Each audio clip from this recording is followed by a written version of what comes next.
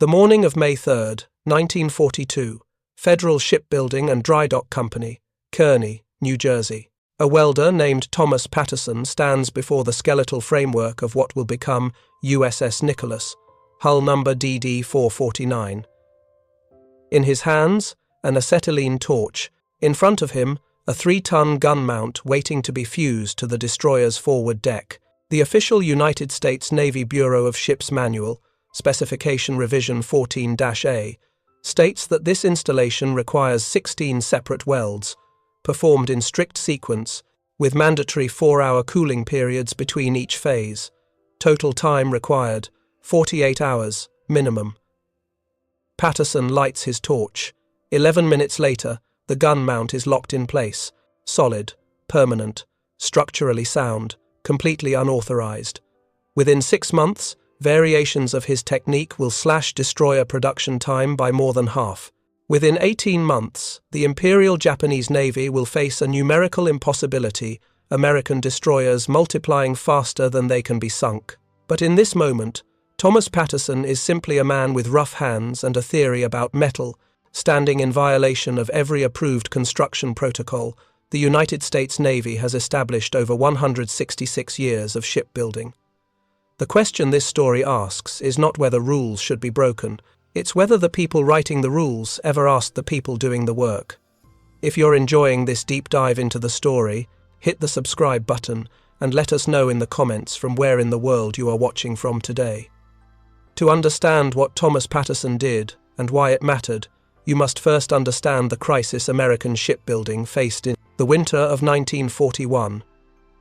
December 7th, 1941, changed every calculation the United States military had made about industrial warfare. When Pearl Harbor burned, the Navy lost or damaged 18 ships. But the real catastrophe wasn't what sank in Hawaiian waters. It was what existed, or rather didn't exist, in American shipyards. On the day America entered World War II, the United States Navy operated 347 commissioned vessels. The Imperial Japanese Navy operated 541. More critically, Japan possessed a qualitative advantage in the vessel type that would determine control of the Pacific, the destroyer. Japanese destroyers were faster, better armed, and more numerous than anything the United States had in the water. The Fubuki-class destroyers that Japan had been producing since 1927 could make 38 knots faster than most American destroyers could manage, even in ideal conditions. Their Type 93 Long Lance torpedoes had a range of 40,000 yards. American Mark 15 torpedoes, 15,000 yards. The mathematics was brutal. Using conventional shipbuilding methods, established in the 1920s and refined through the 1930s, American shipyards could produce one Fletcher-class destroyer, the new standard that would supposedly match Japanese capabilities in approximately 5 to 6 months from keel laying to launch. At that rate, accounting for the time needed to train crews and conduct shakedown cruises, the United States would achieve naval parity with Japan sometime in mid-1947. This assumed Japan built nothing new, lost nothing in combat, and politely waited. The Navy needed destroyers, not eventually, now, dozens of them. The entire American strategy in the Pacific island hopping campaigns, supply line protection, submarine screening, shore bombardment, depended on having enough destroyers to be in multiple places simultaneously. Without them, every amphibious operation became a calculated risk. Every supply convoy became vulnerable. Every carrier task force operated with insufficient protection. Admiral Ernest King, Commander-in-Chief of the United States Fleet, stated the problem with characteristic bluntness in a January 1942 memo to the Bureau of Ships. "We are losing the tonnage war before it has properly begun. If current production rates continue, we will lack the vessels necessary to execute approved war plans by a factor of approximately 40%. This is unacceptable." The Bureau of Ships responded the way military bureaucracies typically respond to impossible demands. They requested increased funding, additional shipyard capacity, and more workers, all of which would take time to materialize. Time measured in years. What they got instead was a Pennsylvania-born welder with an 8th-grade education and a dangerous habit of ignoring instructions. Thomas Patterson was born in 1898 in the Lawrenceville neighborhood of Pittsburgh, Pennsylvania. His father worked at Jones and Laughlin Steel. His mother took in laundry. Patterson left school at age 13 to work as a rivet heater in the same mill where his father spent 60-hour weeks feeding blast furnaces. This was not unusual. In working-class Pittsburgh in 1911, child labor wasn't a social problem, it was economic necessity.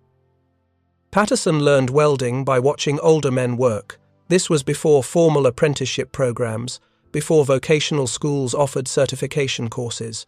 You learned by standing close enough to see but far enough not to get hit when something went wrong. You learned by trying, failing, and trying again until your welds held. You learned because if you didn't learn, you didn't eat. By 1917, when America entered the First World War, Patterson was 19 years old and one of the fastest welders at Jones and Laughlin. He had rough hands, a reputation for finishing work ahead of schedule, and a developing theory about metal that contradicted everything he'd been taught. The theory was this: metal has memory. Heat it wrong, and it remembers. The stress remains, invisible, waiting for the moment of maximum load to reveal itself, through catastrophic failure.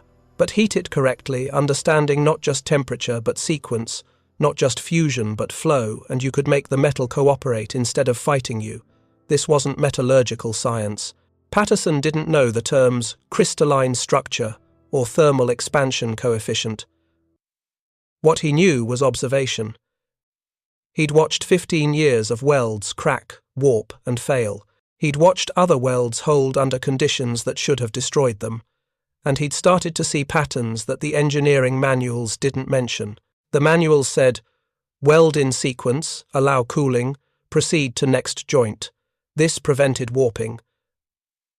This was gospel.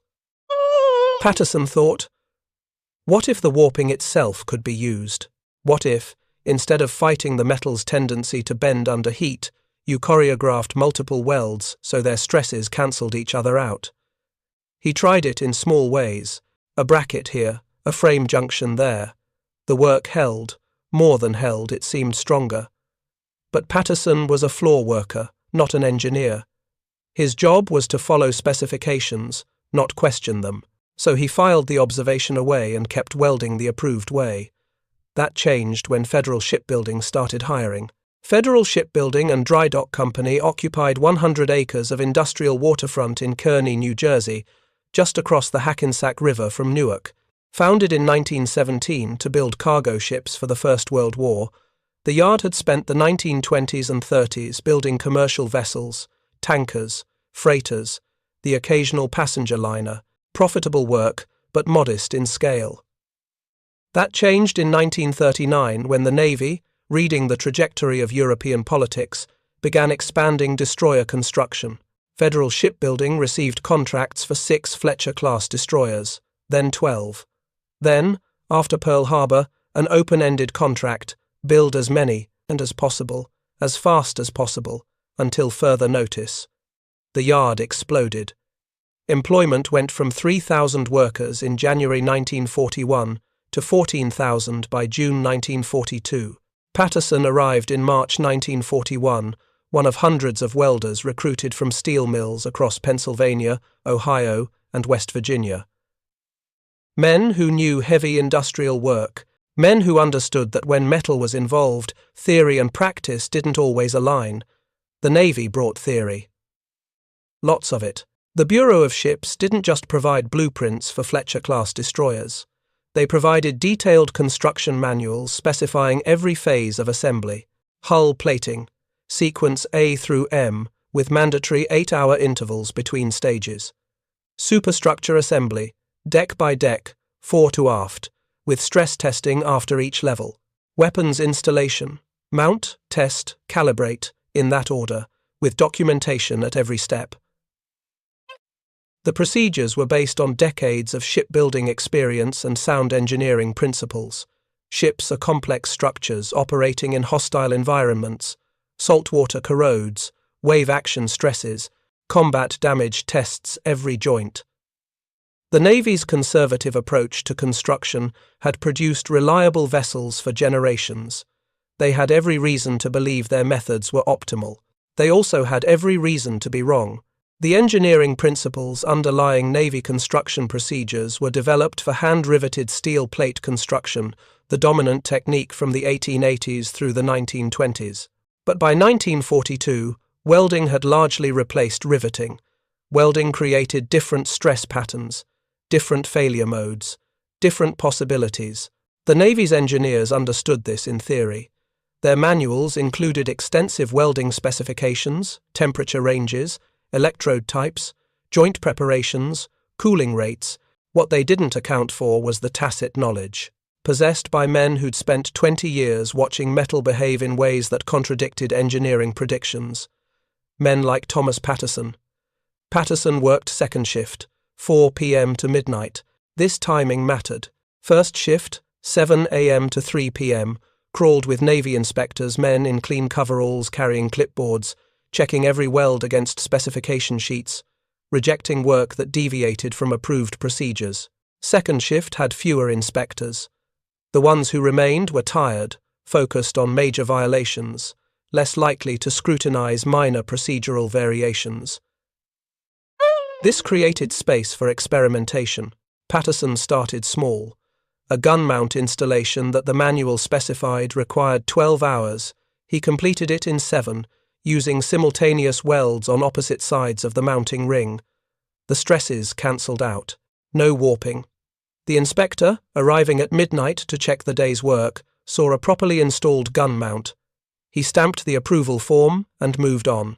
A bulkhead section that required 3 days of sequential welding. Patterson's crew finished it in 36 hours, using a radial pattern that distributed heat evenly across the entire structure. Again, no warping, no stress cracks, no visible deviation from specification. Approved. Forward deck plating. Manual said 12 separate sessions with cooling periods. Patterson's method, 4 sessions, using calculated simultaneous welds that created offsetting thermal expansion. Time saved, 16 hours. Quality. Inspector couldn't tell the difference. Patterson didn't think of this as innovation. He thought of it as common sense, the kind that comes from watching metal every day for 2 decades. But he was careful. He documented nothing.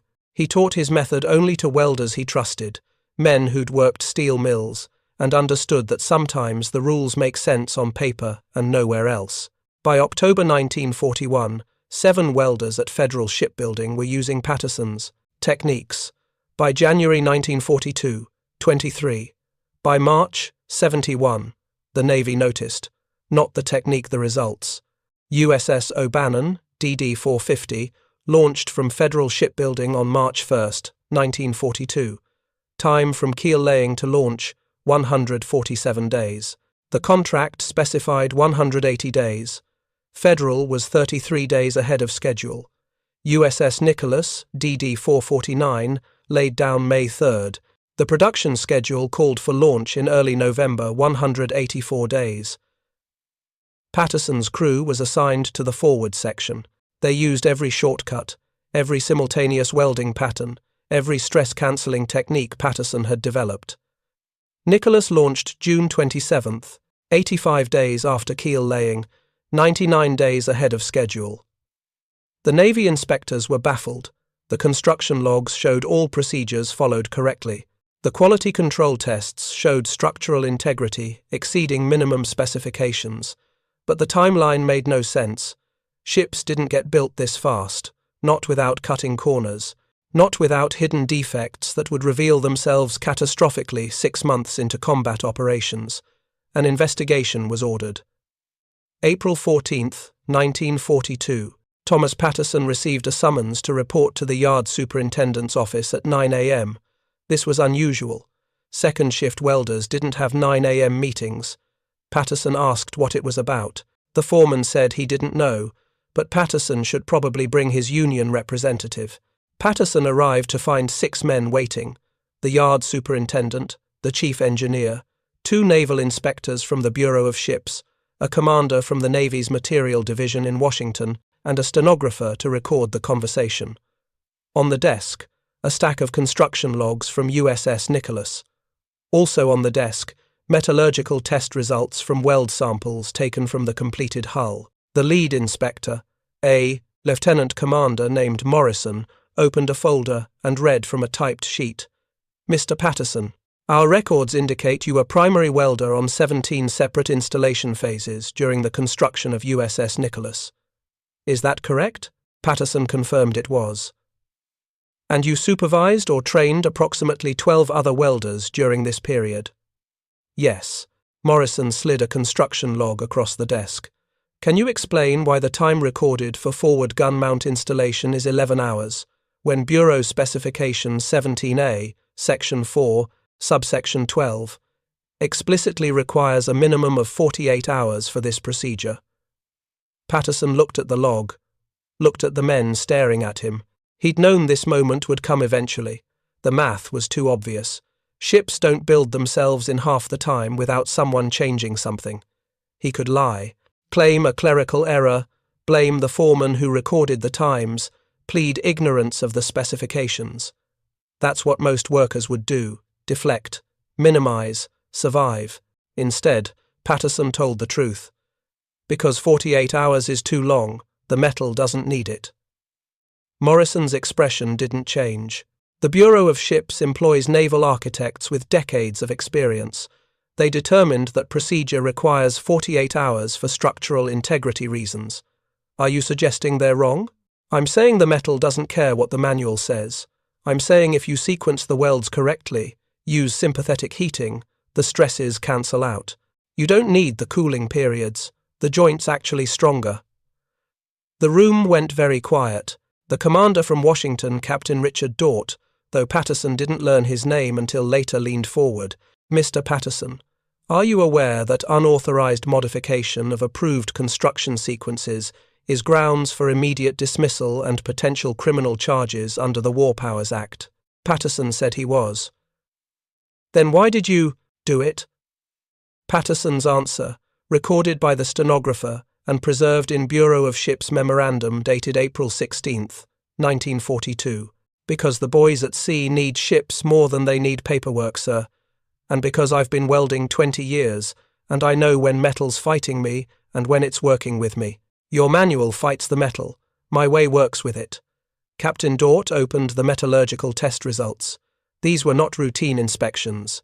After Nicholas's impossibly fast completion, the Navy had extracted core samples from 12 different weld points across the hull. They'd subjected them to tensile strength testing, impact resistance analysis, fatigue cycle simulation, and microscopic crystalline structure examination. The tests were designed to find the hidden weaknesses, the shortcuts that would kill sailors when a torpedo struck or a depth charge detonated nearby. The results showed something unexpected. Patterson's welds weren't just adequate, they exceeded specification requirements. The tensile strength averaged 11% higher than regulation welds. The impact resistance critical for surviving combat damage showed 13% improvement. Most significantly, the fatigue testing suggested Patterson's technique created more uniform stress distribution across the joint, reducing the likelihood of stress crack formation over time. Dort read these numbers aloud. Then he asked the question that would change American naval production. If we gave you complete authority over welding procedures, if we removed all time restrictions and let you train a full crew in your methods, how fast could you build a destroyer? Patterson thought for a moment. He'd been doing mental calculations for months, watching the construction timeline, identifying every bottleneck created by mandatory cooling periods and sequential procedures. He'd never had permission to test his theory at full scale, but he knew what was possible. Give me 60 welders I can train personally. Give me free hand with sequencing and let your inspectors test the finished work instead of watching every procedure. I can cut 2 months off the current production time, maybe more. Dort looked at the calendar on the wall. April 14th, 1942. In the Pacific, American forces were retreating everywhere that mattered. The Philippines had fallen. Singapore had fallen. The Dutch East Indies had fallen. Japanese forces controlled everything from Burma to the Solomon Islands. The only thing slowing their advance was logistics and the U.S. Navy's shrinking ability to interdict Japanese supply lines. The Navy needed destroyers, needed them desperately, needed them in quantities that conventional construction methods couldn't provide in time to matter. Dort made a decision that violated every institutional instinct the Navy possessed. He looked at Patterson and said, "You have 45 days to prove it. We're assigning you USS Fletcher, DD 445. Assemble your crew, train them, build the ship your way. If it passes structural certification, we'll revise the procedures. If it fails, if there's any indication of compromised integrity, you'll face charges. Do you understand?" Patterson understood. What happened next wasn't just about welding technique. It was about whether a century and a half of institutional knowledge could adapt fast enough to meet a crisis that didn't care about proper procedure. USS Fletcher, DD 445. Keel laid April 20th, 1942. Patterson assembled 68 welders. Not the fastest workers, the smartest ones. Men who understood metal intuitively, who could see the stress patterns before the metal showed them, who'd spent enough years in steel mills to know when the book was right and when the book was theoretical nonsense written by people who'd never held a torch. He spent 3 days teaching them, not procedures, principles. How metal flows under heat, how simultaneous welding on opposite sides of a joint creates balanced thermal expansion. How you can use the metal's tendency to warp as a tool instead of fighting it. How stress patterns propagate through a structure, and how you can choreograph dozens of welds so the stresses cancel each other out like sound waves in perfect destructive interference. Most of the welders grasped it immediately. They'd all seen the same things Patterson had seen, welds that held when they shouldn't, failures that happened despite perfect technique, metal that behaved differently than the engineering tables predicted. They'd just never had permission to act on that knowledge. On April 23rd, Patterson's crew began work on Fletcher's hull. The Navy's construction manual specified building a destroyer in sequential phases. Complete the keel structure, then add hull plating bow to stern, then build up the superstructure deck by deck, then install engines and machinery, then weapons systems, then electronics. Each phase waiting for the previous phase to complete. Each phase including mandatory cooling and settling periods. Patterson threw out the sequence. His crew worked on 6 sections simultaneously. Forward hull plating while stern frames were still being assembled. Superstructure while the engine room was being fitted. Gun mounts while the bridge was being constructed. Radar masts while ammunition hoists were being installed. To a traditional shipbuilder, it looked like chaos. Dozens of welders working in apparent randomness. No clear progression from bow to stern or bottom to top. But there was a pattern. Patterson had mapped every weld in the ship and calculated the thermal stress each one would create. He'd sequenced them so that as one section expanded under heat, another section contracted. As stress built up in one area, it was relieved by corresponding stress in another. The entire ship became a single, choreographed heat cycle. The Navy inspectors watched, waited for catastrophe. The metal would warp, the hull would twist, the joints would crack under uneven stress, the ship would be structurally compromised, a floating coffin that would break apart the first time it fired its guns at battle speed. None of that happened. The metal did exactly what Patterson said it would do. The stresses cancelled, the joints held. And on June 2nd, 1942, 43 days after the keel was laid, USS Fletcher was launched. 137 days ahead of the contracted schedule, the Bureau of Ships subjected Fletcher to every test they could devise. They loaded the ship to maximum combat displacement and ran high-speed maneuvers. They fired the main guns at maximum elevation while executing hard turns. They simulated depth-charge shock by detonating underwater explosives at measured distances. They flexed the hull by deliberately running through heavy seas. They stressed the superstructure by loading every weapons station simultaneously. Fletcher didn't just pass. It outperformed destroyers built using traditional methods. The hull showed less flexing under load. The superstructure exhibited fewer stress indicators. The weapons mounts held tighter alignment. On June 19, 1942, the Bureau of Ships issued Technical Directive 42-118. Revised construction sequencing for Fletcher-class destroyers authorized use of simultaneous welding techniques based on sympathetic stress distribution principles. Thomas Patterson's illegal method became official United States Navy policy. The cascade happened faster than anyone anticipated.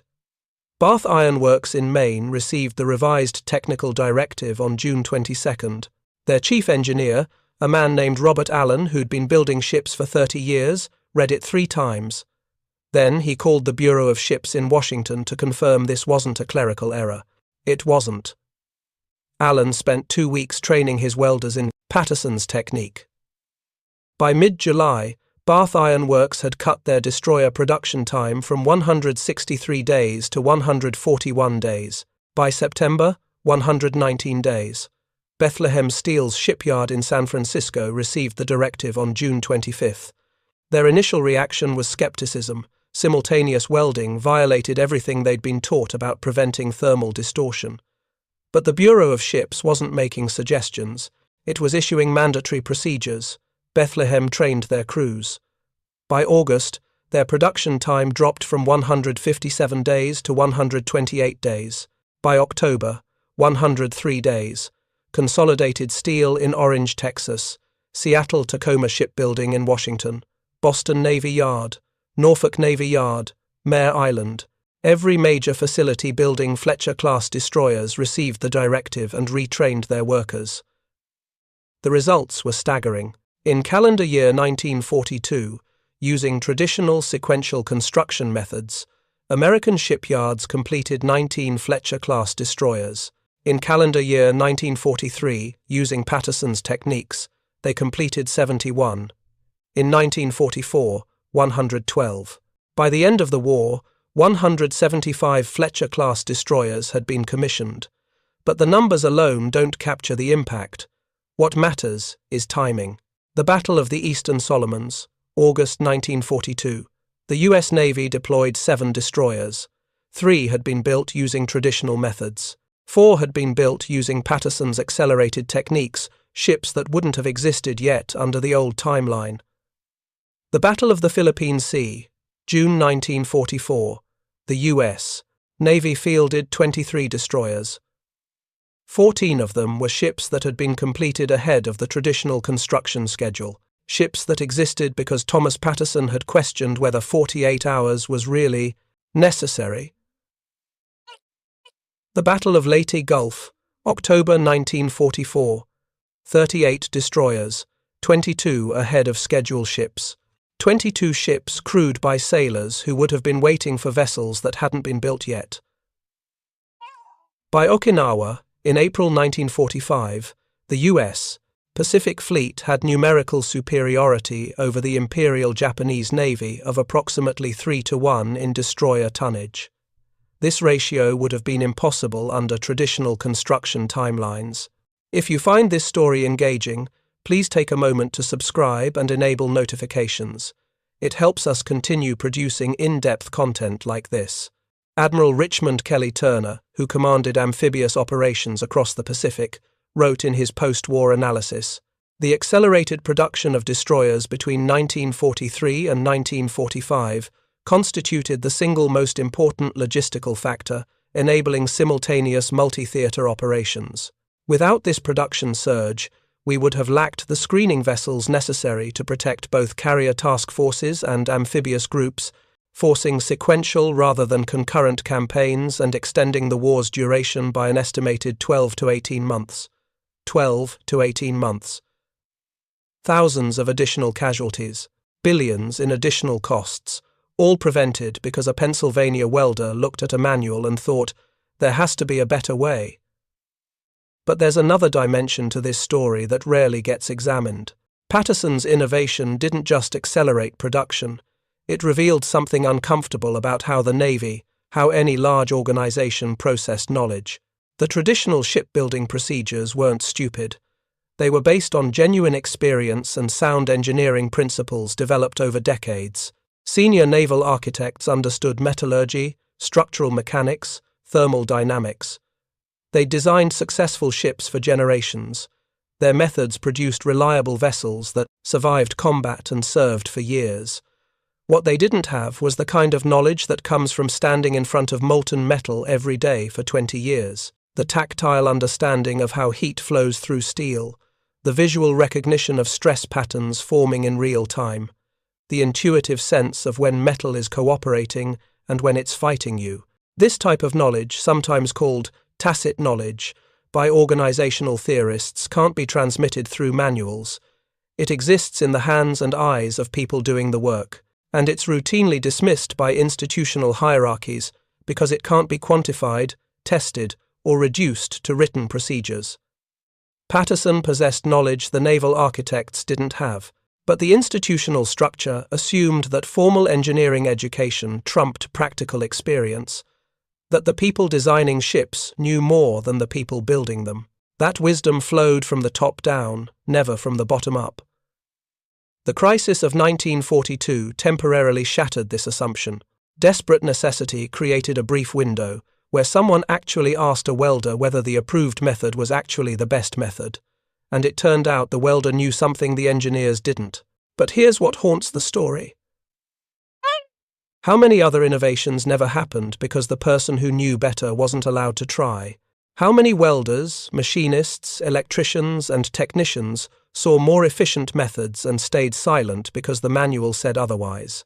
How many ships got built slowly because organizational hierarchy valued credentials over competence? Patterson got lucky. He worked second shift when inspectors were scarce. He had a superintendent willing to look the other way. He made his breakthrough at exactly the moment when military desperation outweighed bureaucratic caution. And even then, he nearly faced criminal charges. The real question isn't why Patterson succeeded. It's why the system that nearly stopped him remained essentially unchanged. When the Bureau of Ships issued Technical Directive 42-118, they didn't just approve Patterson's methods, they standardized them. They created new manuals, new training protocols, new inspection procedures. Patterson's flexible, intuitive understanding of metal stress became rigid doctrine. This was probably inevitable. The Navy needed to scale the technique across dozens of shipyards employing tens of thousands of welders. Standardization was necessary, but something got lost in translation. Patterson understood the principles behind his technique.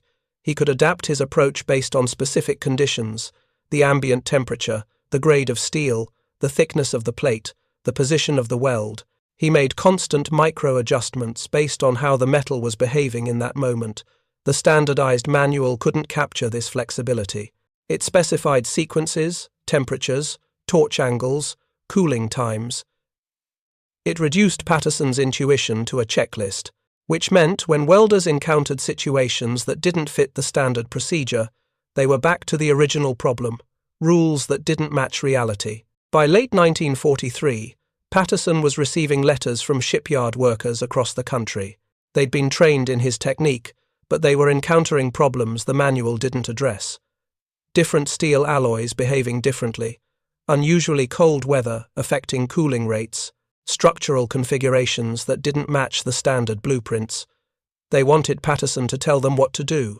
He wanted them to think about the principles and adapt. Most of them couldn't. They'd been trained to follow procedures, not to understand metal. They wanted steps, not comprehension. The Navy wanted predictable results, not individual judgment. Patterson spent evenings writing responses, trying to teach principles through correspondence, trying to explain that the manual was a guide, not gospel. That metal would tell you what it needed if you paid attention. That the point wasn't to follow his specific sequence, it was to understand why the sequence worked, so you could modify it when conditions changed. Very few of them got it. The manual had created a new orthodoxy, just as rigid as the old one. Patterson's specific innovation had been adopted. The thinking behind it, the willingness to question approved methods, hadn't. By 1944, Federal Shipbuilding had refined Patterson's technique even further. They were completing Fletcher-class destroyers in an average of 17 days from keel laying to launch. 17 days. What had taken 5 to 6 months in 1941 now took 2.5 weeks. The yard had become a precision instrument, multiple destroyers in various stages of construction, each section carefully timed so that as one ship launched, another's keel was being laid, another's superstructure was going up, another's weapons were being installed. The entire yard operated as a single, choreographed production system. Patterson had been promoted to shift supervisor, then to technical consultant. The Navy had offered him a civilian position in the Bureau of Ships come to Washington, teach the technique at the national level, help standardize training across all naval construction. He declined. He preferred the shipyard floor, preferred working with metal to working with bureaucrats, but he wasn't welding anymore. His job now was troubleshooting, traveling between workstations, solving problems, showing younger welders how to read the metal. It was necessary work. It wasn't the same.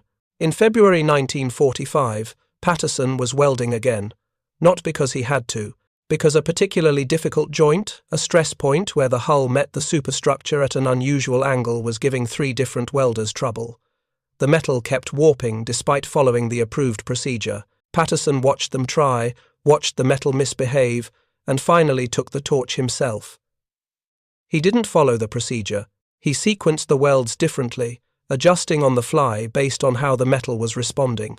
7 minutes later, the joint was perfect. One of the younger welders asked him why he'd deviated from the manual. "Because the metal told me to," Patterson said. "But what if an inspector sees?" Patterson looked at him. "Then you explain that the metal matters more than the paperwork. That's the whole point. That's what I've been trying to teach you." The welder nodded, but Patterson could see he didn't really understand. He'd follow the approved procedure next time, because the procedure was safe, because questioning it was risky. Because Patterson was Patterson, he had the authority to break rules. Regular welders didn't. Patterson realized, in that moment, that his real innovation hadn't been transferred. The technique had, the attitude hadn't. August 15, 1945. Japan surrendered.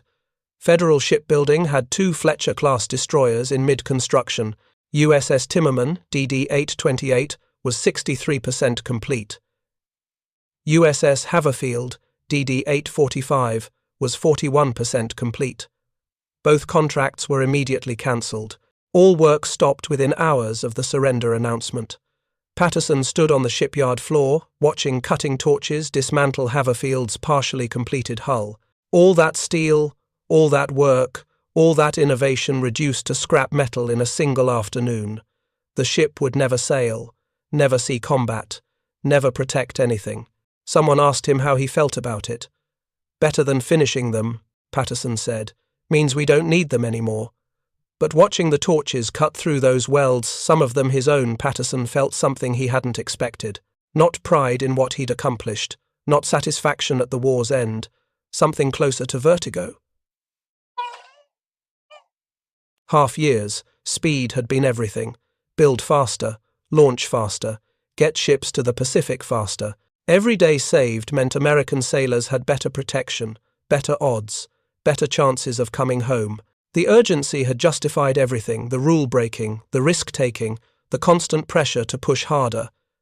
Now, suddenly, speed didn't matter. The ships weren't needed. The techniques he'd developed, the training programs he'd created, the entire production system that had consumed his life since 1942, all of it obsolete in the space of a radio announcement. Federal Shipbuilding and Drydock Company scaled back operations within weeks. The workforce that had peaked at 14,000 in early 1945 dropped to 6,000 by October, 3,000 by December. Patterson received 2 weeks' notice in late August. His services were no longer required. The Navy sent a commendation letter thanking him for his contributions to the war effort. No pension, no continued employment, no recognition beyond a single paragraph on official letterhead. Patterson returned to Pittsburgh in September 1945. He was 47 years old. He had 17 days severance pay and a reputation as the man who'd revolutionized destroyer production. The reputation didn't help him find work. Steel mills weren't hiring, everyone was laying off. The shipyards were closing. The industrial economy was contracting as war production ceased. He eventually found work at a machine shop in East Liberty, welding commercial refrigeration units. Steady work, decent pay, nothing like the urgency and scale of wartime shipbuilding, but enough to live on. Patterson worked there until he retired in 1967. He died in 1973, age 75, of emphysema, an occupational disease common among welders who'd spent decades breathing metal fumes. His obituary in the Pittsburgh Post-Gazette mentioned his work during the war in a single sentence. It didn't mention the 17-day destroyers, didn't mention the technique that had changed naval construction, didn't mention that his innovation had potentially shortened the Pacific War by more than a year. The Navy didn't send representatives to his funeral. The Bureau of Ships didn't issue a statement. The shipyards he'd helped transform had long since closed or converted to commercial work. Thomas Patterson was remembered by his family and former co-workers as a skilled craftsman who'd done his part during the war. That was all. But Patterson's story doesn't end with his death, because the question his work raised, whether the people doing the work might know something the people designing the work don't, remains unanswered. Modern industrial management has created entire disciplines around this question. Continuous improvement programs, lean manufacturing techniques, worker empowerment initiatives. Organizations claim to value bottom-up innovation, to listen to frontline employees, to embrace ideas regardless of where they originate in the hierarchy. But the structural dynamics haven't fundamentally changed. Procedures are still written by engineers and followed by workers. Innovation still requires formal approval through institutional channels. Questioning established methods still carries risk less extreme than potential criminal charges, perhaps, but risk nonetheless. Consider the parallels. In modern software development, programmers routinely discover more efficient methods that violate coding standards. In manufacturing, assembly workers identify shortcuts that quality assurance managers consider inappropriate. In healthcare, nurses develop patient care techniques that differ from official protocols. In every case, the institutional response is similar. Prove it works, get approval, go through channels. Sometimes this is appropriate. Not every innovation is actually an improvement. Some shortcuts create hidden problems. Some rule-breaking leads to catastrophic failure. Institutions need procedures for good reasons. But Patterson's story suggests a different problem. What happens when the procedures themselves become the goal? When following the manual becomes more important than achieving the manual's purpose? When the question, "Does this work?" gets replaced by, "Does this comply?" The Navy's shipbuilding procedures in 1941 were designed to produce reliable ships. That was the goal. The sequential welding, the cooling periods, the careful phasing, all of it served that purpose. But at some point, the procedures became disconnected from their purpose. They became rules to follow, not methods to question. Patterson reconnected means and ends. He asked, "What are we actually trying to accomplish? Build strong ships, fast. Everything else is negotiable." This seems obvious. It wasn't. Organizations rarely operate on first principles. They operate on precedent, procedure, and accumulated practice. Most of the time, this works fine. But when circumstances change, when the world demands something different than what the procedures were designed to produce, institutions struggle to adapt. Patterson succeeded because the crisis was existential enough to override institutional inertia. The Navy needed destroyers more than it needed procedural compliance. But this raises the uncomfortable question: how many innovations never happen because the crisis isn't quite desperate enough? How many improvements remain undiscovered because questioning the manual carries more risk than following it? The final irony of Patterson's story is this: his innovation was simultaneously revolutionary and conservative. Revolutionary because it overturned decades of established practice. Conservative because it didn't abandon the goal, it just found a better way to achieve it. Patterson wasn't arguing against building strong ships. He was arguing for building strong ships faster. This is the pattern of most genuine innovation. It's not about destroying the old system. It's about taking the system's goals seriously enough to question whether the current methods actually serve those goals optimally. But organizations punish this kind of thinking, because questioning methods implies that previous generations were wrong. because changing procedures requires admitting that the current procedures are suboptimal, because allowing workers to modify approved methods creates unpredictability, and organizations crave predictability. So we get the paradox. Organizations claim to value innovation while structurally preventing it. They want new ideas, but only through approved channels. They want improvement, but only if it doesn't disrupt existing procedures. They want workers to think, but only about how to better implement predetermined methods. Patterson broke through this paradox because he had no choice. The alternative was watching American sailors die for lack of ships, but he almost didn't break through. He came within hours of being dismissed, potentially prosecuted, definitely silenced. The question remains: how many other Thomas Pattersons exist in every organization, every institution, every industry? People who see better ways but stay silent because the risk of speaking up outweighs the reward? People who know the manual is wrong but follow it anyway because deviating carries consequences? We'll never know. By definition, we can't know. Innovations that never happen leave no trace. Ideas that never get tested don't enter the historical record. Knowledge that stays tacit because speaking up is too dangerous remains forever unexamined. What we know is this: Thomas Patterson's innovations saved time, resources, and lives. But he almost didn't get the chance to prove it, and when he did, the system adopted his technique while ignoring the larger lesson that sometimes the people doing the work know something the people writing the manuals don't. Years later, we still haven't learned that lesson. We still build organizations that value credentials over competence, procedure over performance, compliance over results. We still assume that wisdom flows from the top down. We still rarely ask the people holding the tools whether there might be a better way. Patterson proved there was. The destroyers that won the Pacific War are evidence. 175 Fletcher-class ships, built faster than anyone thought possible, sailing into combat years before traditional methods would have produced them, all because one inspector asked a welder why instead of just telling him to stop. For more detailed historical breakdowns, check out the other videos on your screen now, and don't forget to subscribe. The comparative flight testing continues for 3 weeks. Different pilots, different scenarios, different altitudes and airspeeds.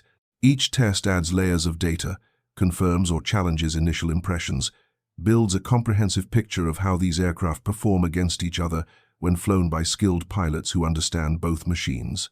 Lieutenant Commander Frederick Trapnell takes his turn in the Focke-Wulf.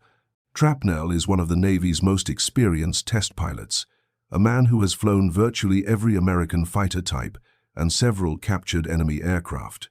His perspective carries weight when Trapnell says something about an aircraft's handling characteristics.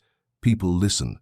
He returns from his first flight in the German fighter with observations that echo Meyer's initial impressions. The Focke-Wulf is an impressive machine, sophisticated in ways that American fighters aren't. The single-lever throttle control, in particular, fascinates him. In American fighters, managing engine power requires constant attention to 3 separate controls: throttle, propeller, pitch, and mixture. Get the sequence wrong, and you risk engine damage or loss of power at a critical moment. The German system is automated. Push the throttle forward and the engine management system adjusts mixture and propeller pitch automatically, optimizing performance for the current flight regime. It's faster, simpler, and eliminates an entire category of pilot error. In the chaos of combat, when a pilot's attention is divided between enemy aircraft, friendly aircraft, altitude, airspeed, ammunition remaining, and a dozen other factors, anything that reduces mental workload is an advantage. But Trapnell also notes the Focke-Wulf's limitations. The control forces become heavy at high speeds. The ailerons stiffen up, making roll maneuvers difficult. The elevator requires significant force to pull the aircraft into tight turns.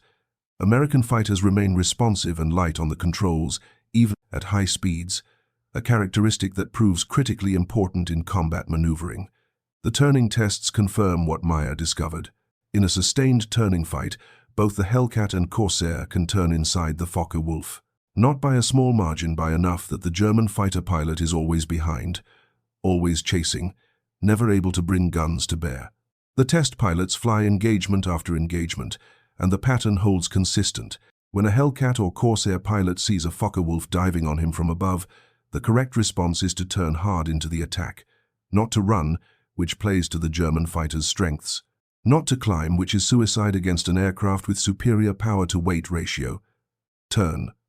Force a turning fight.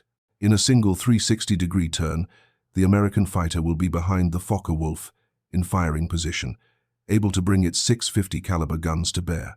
The test data reveals something else, something that doesn't show up in specification sheets or performance charts. The Focke-Wulf requires precision flying.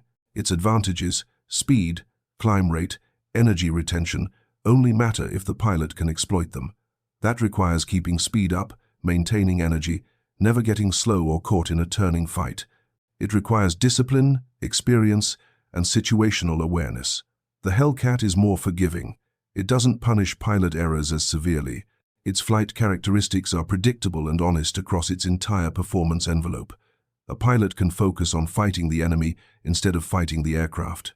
For the US Navy, which was training thousands of new pilots and sending them into combat after relatively brief training periods, this characteristic was invaluable. The test pilots document everything: roll rates at different airspeeds, turn radii at different G loadings, acceleration times from cruise to maximum speed, climb rates at different altitudes, dive performance, control harmony, cockpit visibility, gun platform, stability, every metric that might matter in combat. They test the Corsair too, the Navy's other frontline fighter. The bent-wing Vought fighter had been in service longer than the Hellcat, but had initially struggled with carrier landing problems. The Marines flew it extensively from land bases, and it had compiled an impressive combat record in the Pacific and in the skies over the Solomon Islands.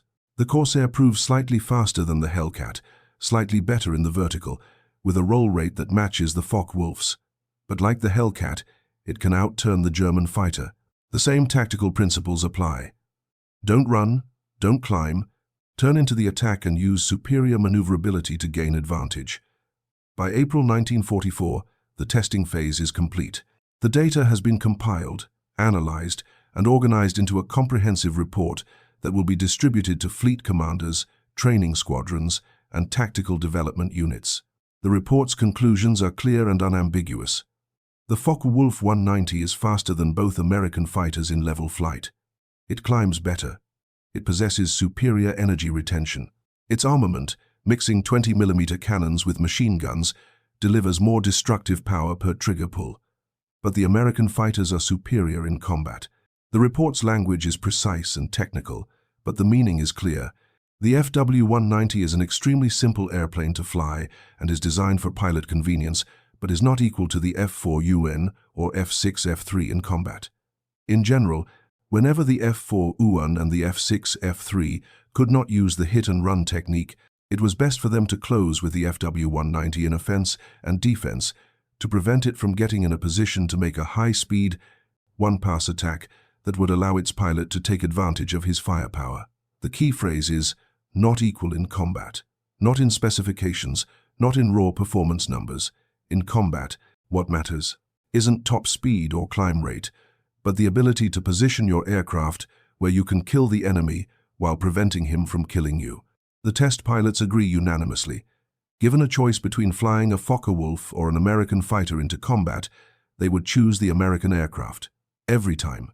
Not because it was faster or more powerful, but because it gave them a better chance of surviving and winning. The irony of the test results becomes apparent when compared to the performance metrics that dominated pre-war fighter design philosophy. For decades, fighter designers had focused on speed and climb rate as the primary measures of combat effectiveness. The faster fighter, the thinking went, could control the engagement, choosing when to fight and when to disengage. This philosophy produced aircraft like the Focke-Wulf 190 and the Messerschmitt 109, fighters optimized for speed and climb performance. German tactical doctrine emphasized energy fighting. Maintain speed and altitude advantage. Dive on enemy aircraft with superior energy. Make a high-speed firing pass, then use superior climb rate to regain altitude before the enemy can respond. It was an effective doctrine when executed properly. Luftwaffe pilots racked up extraordinary scores using these tactics against Soviet and Allied aircraft. but it required specific conditions to work. Altitude advantage to begin with, discipline to maintain energy instead of getting drawn into turning fights, and the ability to disengage when conditions weren't favorable.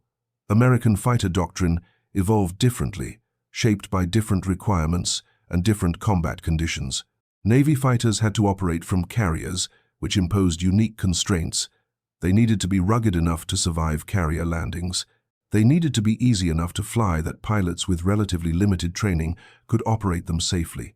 They needed range to find enemy targets far from the fleet and endurance to remain on station for extended periods. These requirements produced fighters that prioritized different characteristics, not ultimate speed, but sufficient speed, not maximum climb rate, but adequate climb performance, not the highest altitude ceiling, but enough altitude capability for the expected combat environment, and crucially, maneuverability, the ability to turn, to change direction quickly, to respond to threats from any angle. The Hellcat embodied this philosophy completely. Its maximum speed of 376 miles per hour wasn't exceptional by 1944 standards. The Focke-Wulf could do 408 miles per hour. The Messerschmitt 109 could reach 406. Even the Corsair was faster than the Hellcat. But the Hellcat's speed was sufficient for Pacific combat. Japanese fighters weren't significantly faster. More importantly, the Hellcat's other characteristics, its ruggedness, its maneuverability, its ease of handling, its powerful armament, its ability to absorb battle damage made it extraordinarily effective in the combat conditions it actually faced. If you find this story engaging, please take a moment to subscribe and enable notifications. It helps us continue producing in-depth content like this. The Patuxent River tests revealed that these same characteristics also made the Hellcat effective against German fighters, not because it matched their speed or climb performance, but because it could force combat conditions that negated those advantages. A Focke-Wulf pilot with superior speed and altitude could theoretically control the engagement. But if the American pilot turned into the attack, forcing a turning fight, the German pilot's advantages disappeared. The turn became an equalizer. In a 360-degree turn, speed differences mattered less than turn radius and turn rate. The Hellcat's superior maneuverability meant it completed the circle faster and tighter than the Focke-Wulf. In practical terms, this meant an American pilot who saw the attack coming and reacted correctly could reverse the situation from defensive to offensive in a single turn. This revelation had profound implications for fighter tactics and training. It meant that American pilots didn't need to avoid combat with German fighters. They didn't need to feel outmatched or inferior. They simply needed to understand the relative advantages of their aircraft and fly tactics that exploited those advantages. The British had learned these lessons the hard way, through combat experience and blood. When the Focke-Wulf first appeared over France in 1941, Spitfire pilots tried to fight it the way they'd fought Messerschmitt, 109s, running, diving, using speed to escape. It didn't work. The Focke-Wulf was faster in level flight and could catch diving Spitfires. British losses mounted alarmingly. Eventually, through trial and error and careful analysis of combat reports, the RAF developed effective counter-tactics. Turn into the attack. Force a turning fight. The Spitfire 5 couldn't outturn a Focke-Wulf reliably, but the Spitfire 9 could. Once British pilots understood this and had aircraft that could exploit it, the Focke-Wulf's dominance ended. The Americans now had the same knowledge without having to pay for it in blood. The Patuxent River tests had compressed years of combat experience into a few weeks of intensive flight testing. Navy pilots would go into combat against the Luftwaffe, understanding exactly what their aircraft could and couldn't do, and understanding exactly how to fight German fighters effectively. The first opportunity to apply these lessons came sooner than expected. In April 1944, the Royal Navy began preparations for Operation Tungsten, an airstrike against the German battleship Tirpitz, hiding in Norwegian fjords. The massive battleship represented a persistent threat to Allied convoys running supplies to the Soviet Union through the Arctic. As long as Tirpitz remained operational, the Royal Navy had to maintain powerful covering forces to counter the potential threat. The strike force would include Fairey Barracuda torpedo bombers, escorted by fighters. The Royal Navy's Fleet Air Arm had recently received American-built fighters through Lend-Lease, including Grumman Hellcats. No, 800 Squadron, flying from the escort carrier HMS Emperor, had just transitioned from obsolete Sea Hurricanes to F6, F3 Hellcats. The British pilots appreciated their new mounts immediately. Compared to the Sea Hurricane, the Hellcat was faster, better armed, and far more capable. It was also much easier to land on carriers, a critical advantage when operating in the rough seas common to North Atlantic operations. The Hellcat's wide-track landing gear and docile handling characteristics made carrier recoveries almost routine, even in challenging conditions. On April 3, 1944, the strike force launched. 42 Barracudas escorted by fighters, Hellcats, Corsairs, and Wildcats headed for Kafjord, where Tirpitz lay anchored beneath anti-torpedo nets. The Germans had positioned the battleship in a narrow fjord with steep sides, making approach difficult and providing natural protection against air attack. The strike achieved complete surprise. The Barracudas came in low and fast, dropping bombs and torpedoes while German anti-aircraft batteries scrambled to respond. The escorting fighters strafed defensive positions and engaged any German aircraft that attempted to interfere. Lieutenant Commander Stanley Orr, leading 800 Squadron's Hellcats, later reported that the Hellcat proved to be an excellent gun platform during the strafing runs. The aircraft's stability and the positioning of its 650 caliber guns in the wings provided accurate fire against ground targets. Several direct hits were observed on Tirpitz, and while the battleship survived, it was damaged severely enough to require months of repairs. But the real test came 1 month later, on May 8th, when 800 Squadron encountered German fighters for the first time. The mission was another escort assignment, this time covering a shipping strike along the Norwegian coast. The weather was typical for the region: low clouds, intermittent visibility, rough seas below. The Barracudas found their targets, a small German convoy, and began their attack runs. Then the Luftwaffe arrived. A mixed formation of Messerschmitt 109Gs and Focke-Wulf 190, as from Jagdgeschwader 5, the specialized unit responsible for defending Norway. These were experienced pilots, men who had been flying combat missions in one of the war's most challenging environments for months or years. The German fighters had an altitude advantage and made their attack from above, diving on the British formation with speed and aggression. The first pass was devastating. One Hellcat exploded under the impact of 20mm cannon shells, the pilot killed instantly. The German fighters flashed past and began climbing for another attack. But the remaining Hellcat pilots reacted exactly as their training and the intelligence from Patuxent River tests dictated. They didn't try to run. They didn't try to climb after the German fighters. They turned hard into the next attack, forcing the German pilots to either press their attacks through a turning fight or break off and try again. Several German pilots chose to press. Fatal mistake. The Hellcats outturned them, reversing from defensive to offensive in seconds. Lieutenant Blythe Ritchie, a Scottish pilot with previous combat experience in Sea Hurricanes, found himself on the tail of a Focke-Wulf 190. He fired a burst from his 650 caliber guns. The German fighter staggered, then began trailing smoke. Ritchie fired again. The Focke-Wulf rolled inverted and went down, crashing into the Norwegian Sea. Other Hellcat pilots claimed 2 Messerschmitt 109s. The combat lasted perhaps 3 minutes from first contact to final German disengagement.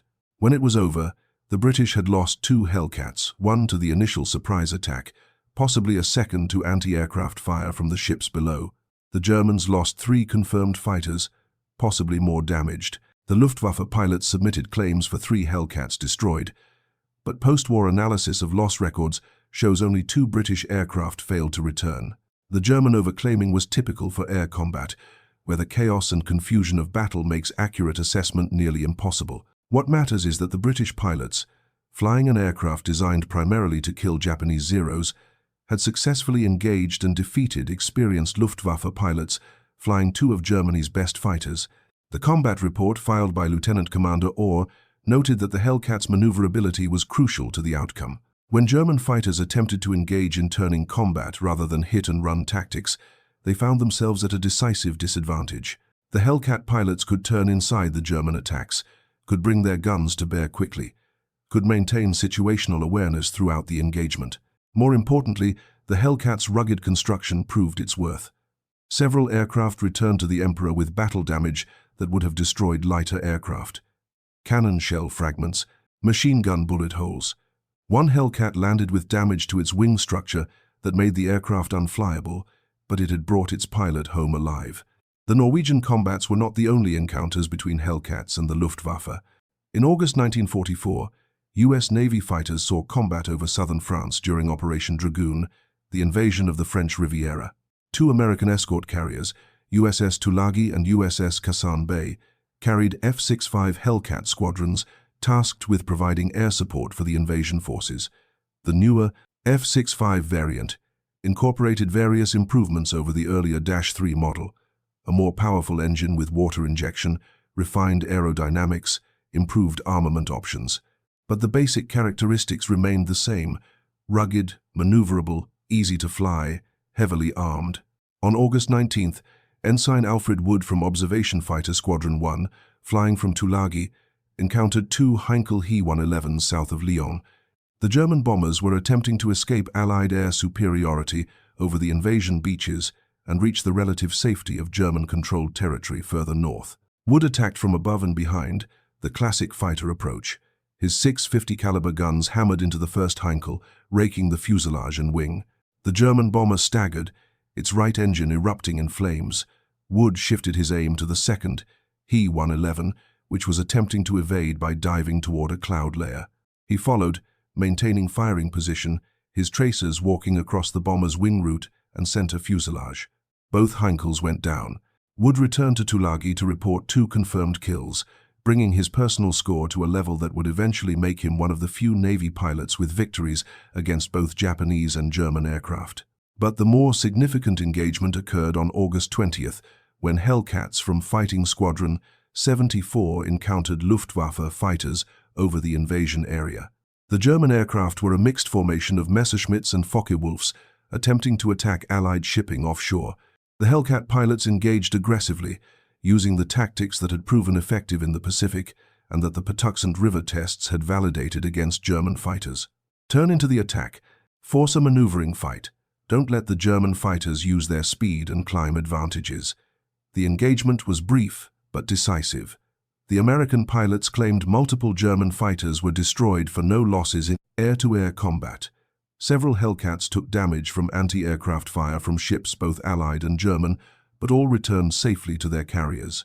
Over the 13 days of Operation Dragoon, the 2 American Hellcat squadrons flew hundreds of sorties. They lost 11 aircraft total, with most losses attributed to anti-aircraft fire rather than air combat. They were credited with destroying 8 German aircraft in air-to-air combat and wreaking havoc on German ground forces, destroying or damaging hundreds of vehicles and dozens of locomotives. Rear Admiral Thomas Trowbridge, commanding the British naval forces supporting the invasion, specifically commended the American Hellcat squadrons for their effectiveness. In his after-action report, he noted that the Hellcat had proven itself equally capable against European and Pacific opposition, a tribute to the aircraft's versatile design and the quality of American pilot training. The final comparative evaluation of Allied and Axis fighters came in late 1944 when the British Royal Aircraft Establishment compiled comprehensive performance data on virtually every significant fighter aircraft of the war. They had access to captured German fighters, Japanese fighters, and Italian fighters. They could compare these directly with British, American, and Soviet types. The results were published in a classified technical report that ranked fighters across multiple categories: speed, climb rate, maneuverability, armament, visibility, ease of handling, combat effectiveness. The Hellcat didn't rank first in any single category, but it ranked in the top tier in most categories and had no significant weaknesses.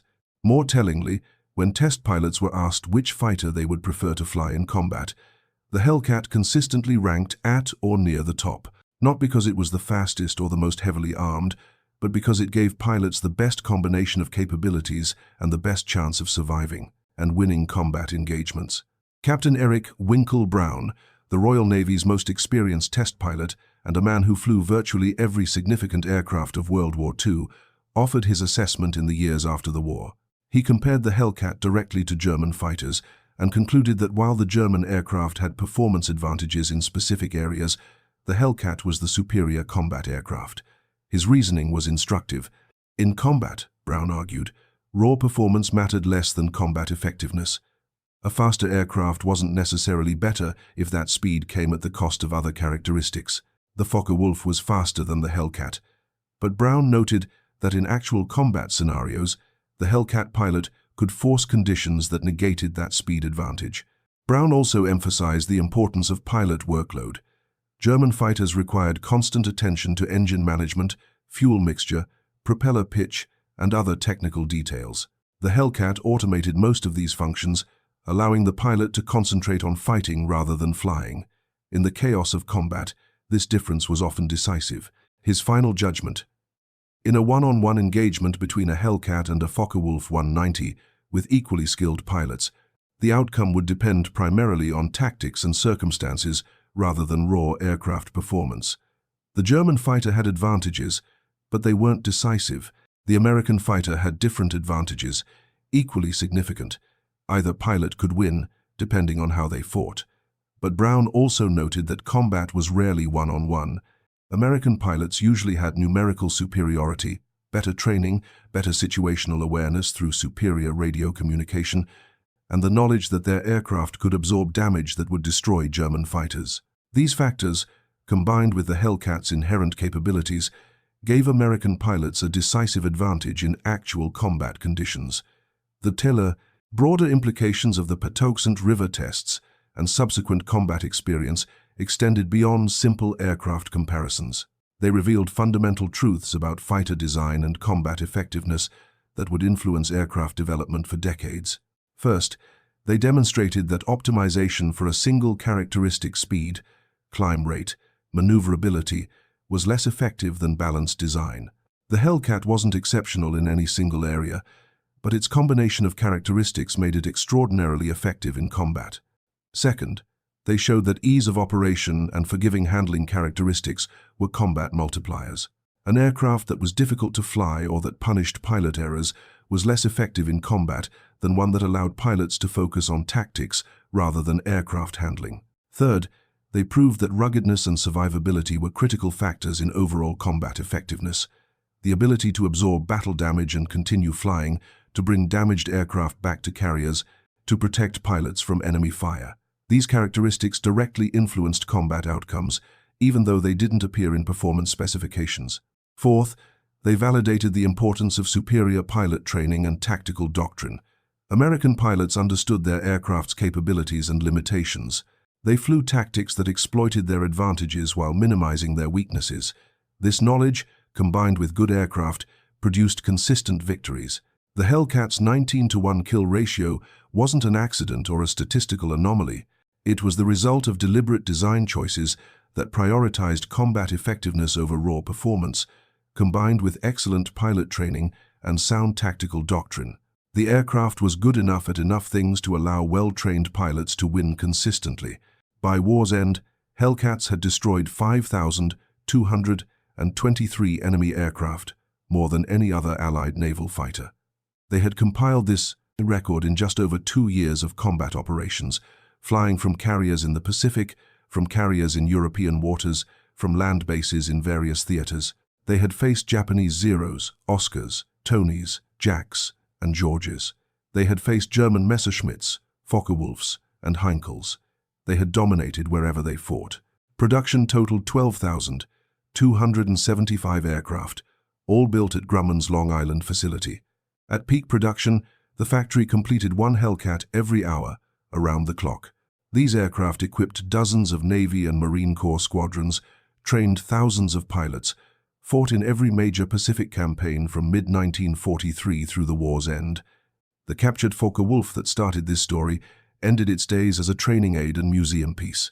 It had served its purpose, revealing truths that saved American lives and confirmed the validity of American fighter design philosophy. The test pilots who flew it gained knowledge that they passed on to combat pilots, who used that knowledge to fight more effectively and survive more consistently. The acceleration is immediate and visceral. Despite weighing nearly 9 tons, the Lightning surges forward with authority that shocks everyone watching. The twin 1,600 horsepower engines, even running on suboptimal fuel, produce thrust that overwhelms the aircraft's mass. Shibata watches the tail lift off the ground. Within seconds, the tricycle gear configuration means there's no tail to hold down, no critical transition moment where a pilot must balance rudder and elevator to prevent a ground loop. The P-38 simply accelerates in a straight line, gaining speed with mechanical inevitability. At 90 knots, approximately 103 miles per hour, Minobi eases back on the control column. The nose lifts smoothly, the main gear leaves the runway, and the Lightning climbs away from Rabaul at a rate that makes Shibata recalculate his estimates even as he watches. 2,800 feet per minute, perhaps 3,000. A Mitsubishi Zero climbs at approximately 3,000 feet per minute when light and flown aggressively. The P-38, carrying full fuel and ammunition, climbing at a conservative angle, matches it. And this is at sea level, where the Allison's turbochargers provide no advantage. At altitude, the performance gap will only widen. Minobi banks left over Simpson Harbor and continues climbing. The sound of the engines fades as he gains altitude, becoming a distant drone, then silent. The engineers stand on the tarmac, watching the Lightning shrink to a speck, then disappear into the morning haze. Now there is nothing to do but wait. Inside the cockpit, Minobi is methodically testing the aircraft's handling characteristics. He starts conservatively, gentle turns, shallow climbs, basic maneuvers to understand the control forces and response rates. The ailerons are heavy, much heavier than a Japanese fighter. Rolling into a turn requires deliberate physical effort. The rudder pedals are similarly stiff. Everything about the P-38 demands strength rather than finesse. At 5,000 feet, he levels off and accelerates. 250 miles per hour, 275, 300. The Lightning is not yet breathing hard. The controls remain responsive, firm but not overly heavy. There is no buffeting, no tendency to yaw or pitch. The aircraft simply flies, solid and stable, with none of the twitchiness that characterizes lighter Japanese designs. Minobi pushes the nose down slightly and continues accelerating. 320 miles per hour, 350, 380. At this speed, a Zero would be approaching its structural limits, the airframe beginning to shake, the controls becoming dangerously light. But the P-38 feels planted, confidence. Built with margins that allow for speed without compromise. He pulls back into a climb, converting speed to altitude. The Lightning rises through 10,000 feet, 12,000, 15,000. The air grows thinner, but the engines don't seem to notice. This is where the turbochargers earn their complexity, maintaining manifold pressure as atmospheric pressure drops, forcing air into the cylinders with mechanical insistence. At 15,000 feet, Minobi levels off again and makes a discovery that will feature prominently in his report. The controls have changed character. The heaviness he felt at low altitude has transformed into precision. The ailerons, which required muscle to move near the ground, now respond with crispness. The aircraft's weight, which seemed like a liability during takeoff, now provides stability that Japanese fighters lack at altitude. There is no wandering, no tendency to pitch or yaw in turbulence. The P-38 simply goes where it's pointed and stays there until told otherwise. This is not how Japanese fighters behave. The Zero, the Hayabusa, even the newer designs, they're all light, responsive, sensitive to control inputs. They reward skilled pilots and punish mistakes. They're thoroughbreds that require constant attention. The P-38 is a workhorse. It doesn't require skill so much as competence. It forgives errors. It provides stability that makes instrument flying, formation flying, long-range navigation, all the mundane but critical tasks of air combat dramatically easier. Minobi advances the throttles to maximum power and times the acceleration. At 15,000 feet, the Lightning reaches 400 miles per hour in level flight. This is 50 miles per hour faster than the maximum speed of the Zero at optimal altitude. And the P-38 can sustain this speed indefinitely, limited only by fuel, while the Zero must dive to reach it briefly. He thinks about what this means in combat. A P-38 pilot can engage when advantageous and disengage when not. He can chase down Japanese bombers with impunity. He can attack, break off, climb away, and there is nothing, absolutely nothing that a Zero pilot can do to prevent it. The speed differential is insurmountable. Japanese pilots have been reporting this for months. Intelligence has documented it. But experiencing it, feeling it through the controls, understanding it in 3 dimensions rather than on paper, this is different. Minobi tests the turning performance. At 400 miles per hour, he rolls into a 60-degree bank and pulls. The Lightning turns, but the radius is wide, much wider than a zero at equivalent speed. This is expected. Light aircraft turn tighter. It's physics. But then he notices something the intelligence reports haven't captured adequately. The P-38 doesn't bleed speed the way Japanese fighters do. In a sustained turn, the Zero slows rapidly, its light wing loading working against it. The pilot must either accept the speed loss or reduce the turn rate. The Lightning maintains speed through the turn. The twin engines produce enough thrust to offset the drag. The result is a paradox. Yes, the Zero can turn inside the P-38 inches, a snapshot comparison, but in a sustained engagement, the Lightning retains energy. It can make multiple turns without becoming vulnerable. It doesn't trap itself in a low-speed fight. This is a different kind of aerial warfare philosophy. Japanese doctrine emphasizes the decisive turning engagement. Get close, outturn the opponent, bring guns to bear. American doctrine, as embodied in the P-38, emphasizes energy management, maintain speed, control the engagement geometry, never get slow enough to be vulnerable. Both approaches work, but only if your aircraft supports them. And increasingly, Japanese fighters are encountering American aircraft that simply won't engage on Japanese terms. Minobe climbs to 20,000 feet. The engines are still producing power smoothly, though he can feel slight roughness that he attributes to the lower octane fuel. At this altitude, he knows Japanese fighters begin to struggle. The Zero's Nakajima Sakai engine is rated for only 1,100 horsepower at takeoff, and by 20,000 feet, it's producing perhaps 700. The Allison V-1710s are rated for 1,600 horsepower at takeoff and maintain that power to 25,000 feet with turbocharging. At 20,000 feet, each engine is still producing over 1,400 horsepower. The math is brutal.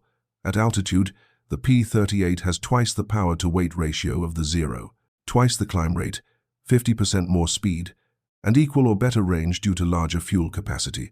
He performs one final test, a high-speed dive. This is where many aircraft reveal their weaknesses: flutter, compressibility effects, structural failures. Minobe rolls inverted and pulls through to a vertical descent. The airspeed indicator climbs rapidly. 420 miles per hour, 440, 460. At 480 miles per hour, he feels a slight buffeting through the controls, the onset of compressibility as the aircraft approaches the speed of sound at altitude. But there is no flutter, no alarming vibration, no tendency for the aircraft to pitch or roll uncommanded. He pulls back firmly, loading the airframe to approximately 4 Gs, and the Lightning arcs smoothly out of the dive, the structure absorbing the loads without complaint. By the time he levels off at 10,000 feet, he has been flying for 1 hour and 45 minutes. His assessment is complete. He has seen everything he needs to see. He turns back toward Rabaul and begins his descent. On the ground, Shibata has been pacing the edge of the runway for the past hour. The other engineers are nearby, some sitting in the shade of a palm tree, others standing and watching the sky. No one speaks much. They're all thinking the same thoughts, performing the same calculations, reaching the same uncomfortable conclusions. At 08:15, someone spots the Lightning returning from the north. The distinctive twin-boom silhouette is unmistakable. Minobe enters the traffic pattern at 1,000 feet, configured for landing gear down, flaps extended, and brings the P-38 inches for a smooth touchdown. The tricycle gear absorbs the impact with barely a bounce. He rolls out, turns off the runway, and taxis to the parking area. The engines shut down one at a time. The propellers windmill to a stop, and then there is silence, broken only by the ticking of cooling metal and the distant sound of waves. Minobe sits in the cockpit for 5 minutes. He removes his helmet and goggles. He wipes sweat from his face. He stares at the instrument panel, at the throttle quadrant, at the gun sight mounted on the windscreen frame. When he finally climbs out, Shibata is waiting at the base of the ladder. Well? Minobe's face is expressionless. He pulls off his gloves and tucks them into his belt. Then he says, very quietly, "We cannot build this." The debriefing takes place in a sweltering tent at the edge of the airfield. 6 men crowd around a folding table covered with technical drawings, photographs, and handwritten notes. Outside, the temperature climbs toward 90 degrees Fahrenheit. Inside, it's at least 10 degrees hotter. No one notices. Minobe speaks for 30 minutes without interruption, describing every aspect of the flight in methodical detail. The other engineers take notes. Occasionally, someone asks a clarifying question. Mostly, they listen. When Minobi finishes, Shibata begins his structural analysis. He has spent the past 2 days measuring, calculating, and comparing the P-38's construction to Japanese practice. His findings are comprehensive and damning. The airframe, he begins, uses aluminum alloys we cannot produce in quantity. The primary structural members appear to be 24 ST alloy, approximately equivalent to our extra super duralumin, but with more consistent material properties. The skin panels are 75 ST, which we can approximate, but our version has 20% more variability in tensile strength. He flips through his notes. The riveting is precision work. Flush rivets throughout, countersunk to tolerances of 5/1000ths of an inch. Our production methods achieve approximately 10/1000ths of an inch, which causes drag and potential stress concentration points. The difference seems minor. Across 10,000 rivets, it compounds. One of the Mitsubishi engineers interrupts. Can we adopt their methods? We can, Shibata says, but it would reduce production rates by approximately 30%. We would need to retool our entire manufacturing process, retrain our workers, and accept significantly slower output, and we would still lack the alloy quality. He continues. The engines are the critical component, 1,600 horsepower each, sustained. Our most powerful production engine is the Nakajima Homare, rated for 1,800 horsepower, but the Homare achieves that power only at emergency settings, for limited duration, and reliability remains problematic. The Allison maintains 1,600 horsepower continuously at specified RPM. Why? Someone asks. Cooling, Shibata says. The Allison is liquid-cooled, with a sophisticated radiator system and coolant mixture that maintains stable operating temperatures even at high power settings. And the turbochargers. This is critical. The turbochargers maintain manifold pressure at altitude, compensating for thin air. Our fighters lose 30 to 40% of their power by 20,000 feet. The P-38 loses almost nothing. He pauses, then adds, we have no turbocharger program that approaches this level of sophistication. The Navy has experimented with turbo superchargers, but reliability is poor and production is limited. We are years behind. The third issue is materials beyond the airframe. The electrical system uses insulation that remains flexible at temperature extremes. The hydraulic lines use synthetic rubber seals that don't degrade in tropical climates. The fuel system includes self-sealing tanks lined with vulcanized rubber technology, Japan acquired from Germany, but has not implemented widely due to rubber shortages. Every component reveals the same pattern. American engineers designing with margin, building in redundancy, using materials without concern for scarcity, because scarcity is not their constraint. If you find this story engaging, please take a moment to subscribe and enable notifications. It helps us continue producing in-depth content like this. One of the Kawasaki engineers raises a fundamental question. If we cannot build this aircraft, can we build something equivalent? A different design that achieves similar performance? Shibata considers this carefully. In theory, yes. We could design a twin-engine fighter with comparable speed and climb rate, but we would face the same material constraints. The high-grade aluminum, the high-octane fuel, the powerful, reliable engines, and we would sacrifice our current advantage in maneuverability, which is the only area where our fighters remain superior. So we continue optimizing what we can build, Minobi says. Lighter, more maneuverable fighters that can outturn American aircraft at low altitude. Yes, Shibata agrees, but that strategy only works if we can force engagements at low altitude. The P-38 pilot controls the engagement. He can refuse combat, climb away, and attack from above. Our advantages become irrelevant if we cannot bring them to bear. There is a long silence. Everyone in the tent understands the implication. Japanese aerial doctrine for the past 15 years has been built on the assumption that agility and pilot skill can compensate for deficiencies in other areas. The P-38 demonstrates that this assumption has limits. Speed, power, and altitude performance create options that maneuverability cannot counter. Shibata spends the next 3 days compiling his findings into a formal report. He works late into each night, writing by lamplight in his quarters, cross-referencing measurements and calculations, trying to be thorough and objective. The report will go to Tokyo, where it will be read by staff officers and engineers and possibly influence future aircraft development. He knows it won't change the fundamental problem. The report is 47 pages, typed on thin wartime paper using a portable typewriter that skips occasionally. It includes detailed technical drawings, performance calculations, and material analyses. Shibata attaches photographs of key components: the turbochargers, the main wing spar, the engine mount structure. The conclusion appears on page 47. The P-38 Lightning represents a design philosophy predicated on industrial capacity and material availability that the Empire does not possess. Its performance advantages derive not from revolutionary aerodynamics, but from engineering, margin, heavier structures, more powerful engines, redundant systems that assume unlimited access to high-grade materials and fuel. Japanese doctrine emphasizes efficiency and optimization within constraints. American doctrine, as evidenced by this aircraft, emphasizes overwhelming capability without regard to constraint. We cannot replicate this approach. Any attempt to do so would consume resources better allocated to incremental improvements of existing designs and increased production volume of proven types. He adds a final paragraph.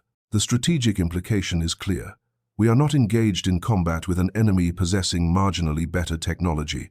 We are engaged with an enemy whose industrial base permits them to design and produce aircraft, incorporating capabilities we cannot match with available resources. This is not an engineering problem that superior design can solve. It is a resource problem that affects every aspect of our aircraft development program. Shibata reads the conclusion 3 times before sealing the report. He knows it sounds defeatist. He knows it will not be well received.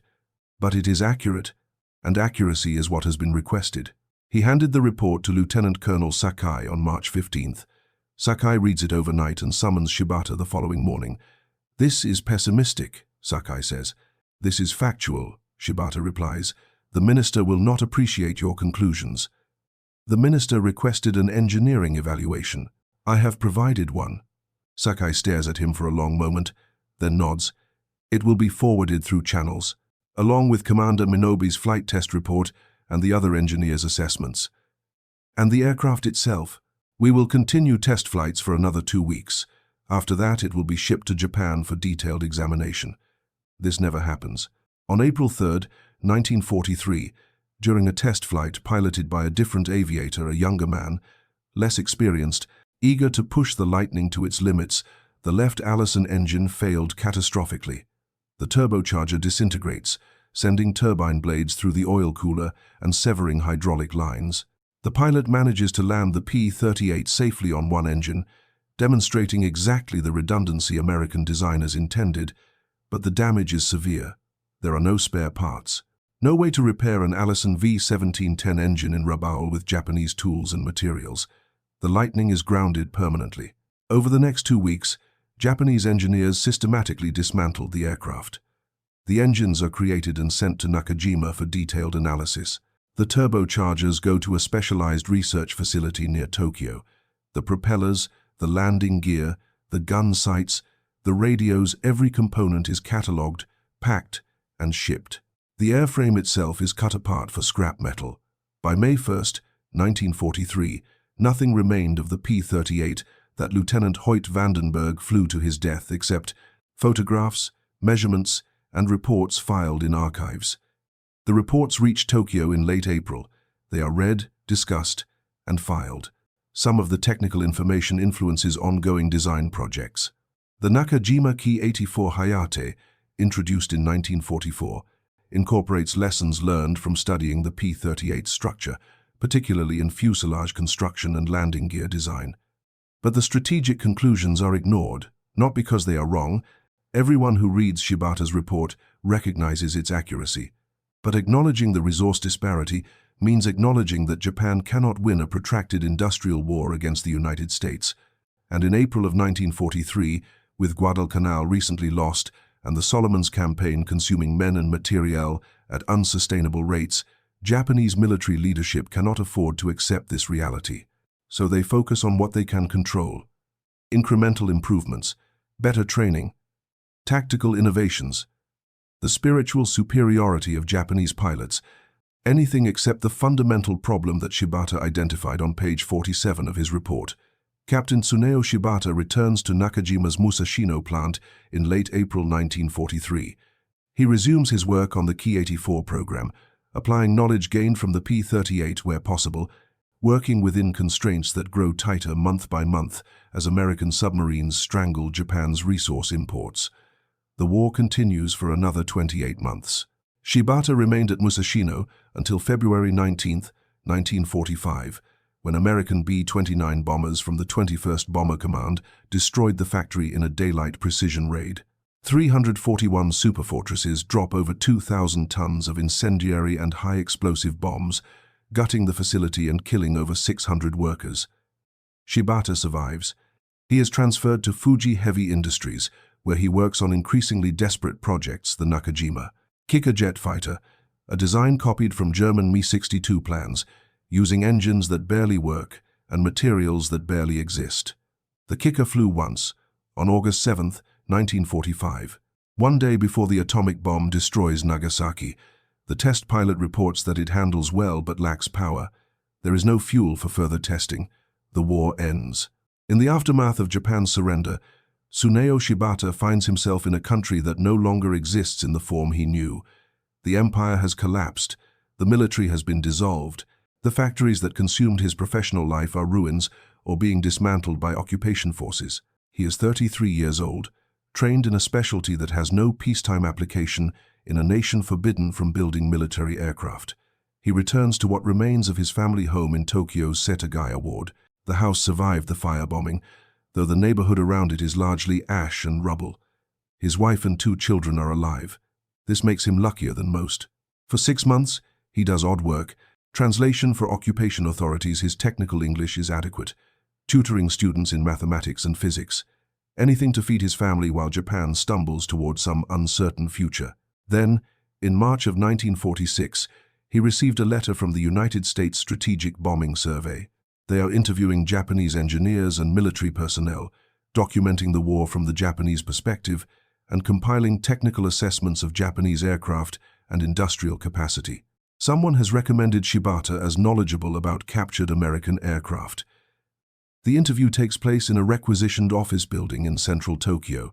2 American officers and a translator, though Shibata's English proves sufficient for technical discussion.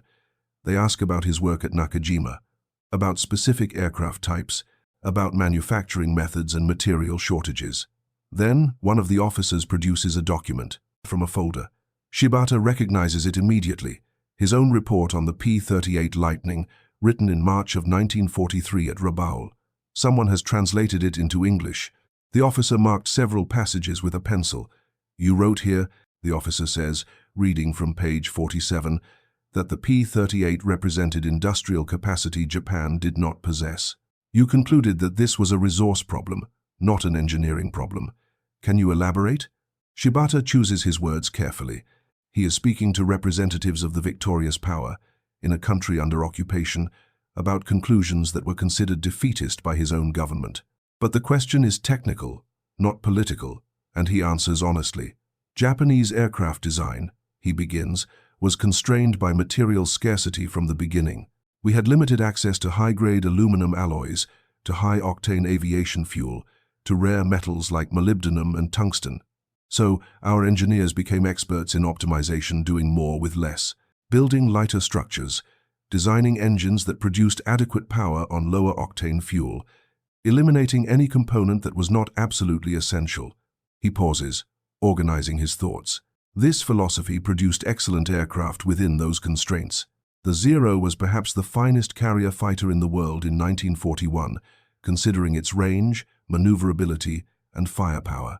But it was optimized for specific conditions. When American fighters like the P-38 appeared, aircraft designed without those constraints, with heavier structures, more powerful engines, redundant systems, our advantages disappeared. "You're saying American aircraft were over-engineered?" the officer asks. "No," Shibata says firmly. "I'm saying they were engineered for different assumptions. American designers assumed that weight could be overcome with power. That complexity could be managed with better training and maintenance infrastructure. That redundancy was worth the cost. because it meant more pilots returned alive. These assumptions were correct, but only because America had the industrial capacity to support them. The officer makes notes. And Japan could not adopt these design principles. We could adopt them in theory, but we lacked the materials to implement them at scale. Building one prototype with heavy structure and powerful engines is possible. Building 10,000 is not, if you don't have the aluminum, the fuel, the factory capacity, the electrical grid to power the factories. Shibata's voice is level, factual. By 1943, I understood that we were fighting an industrial war with inadequate industry. The P-38 made this clear. It was not the best fighter aircraft of the war. Other American designs were better, but it was the first I examined that revealed the true scale of disparity. The interview continues for 2 hours. When it concludes, the American officer thanks Shibata for his candor and asks if he would be willing to consult on additional technical matters. Shibata agrees. Over the next year, he provided testimony for several USSBS reports, contributing to documents that will shape American understanding of Japanese industrial limitations and the effectiveness of strategic bombing. The work pays adequately and occupies his mind. But it is strange, unsettling work cataloging the failures of the system he served, explaining in careful technical language how and why Japan lost the technological war before the shooting war was truly joined. In 1947, as Japan begins its slow reconstruction under American occupation, aircraft manufacturing resumes, but not military aircraft. The restrictions are absolute. Shibata finds employment with Fuji Sangyo, a company attempting to transition from military to civilian production. They manufacture scooters, small engines, eventually automobiles. It is prosaic work, far removed from the cutting edge of aviation, engineering. But it is honest employment in a country desperate for both.